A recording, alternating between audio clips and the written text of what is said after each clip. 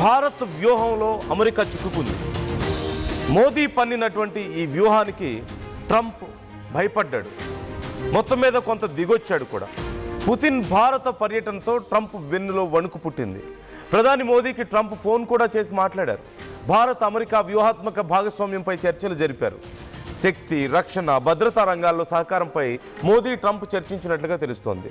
ఉమ్మడి లాభదాయక అంశాలు కలిపి పనిచేయడానికి అంగీకారం తెలిపినట్లుగా తెలుస్తోంది. అంటే మ్యూచువల్ ఇంట్రెస్ట్ ఉండాలి, మ్యూచువల్ బెనిఫిట్స్ ఉండాలి అంటూ డిస్కస్ చేసుకున్నట్లుగా తెలుస్తోంది. వ్యాపార, సాంకేతికతల సహకారంపై కూడా చర్చ జరుగుతోంది. గత వారం పుతిన్ ఇండియాకు రావడంపై అమెరికాలో పెద్ద ఎత్తున చర్చ జరిగింది. రష్యాతో స్నేహంగా ఉంటున్న దేశాలపై ట్రంప్ ఆంక్షలు విధిస్తూ వస్తున్న నేపథ్యంలో పుతిన్పై కోపంతో భారత్పై గతంలో భారీగా సుంకాలు విధించిన విషయం మనకు తెలిసిందే. అయితే భారత్ ఎక్కడా వెనక్కి తగ్గకపోవడంతో ఇప్పుడు ట్రంప్ వెనక్కి తగ్గాల్సిన పరిస్థితి కనిపిస్తోంది.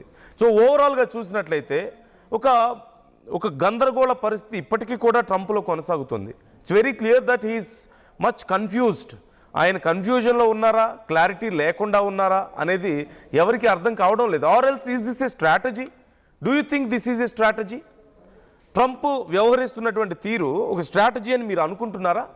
ఎందుకంటే వెరీ క్లియర్, ఇప్పుడు రీసెంట్గా $1 మిలియన్ పెట్టి కొనుక్కోండి గోల్డ్ కార్డ్ అంటూ గోల్డ్ కార్డ్ రిలీజ్ చేశారు. దీనివల్ల మాకు డబ్బులు బాగా వస్తాయి అంటున్నారు.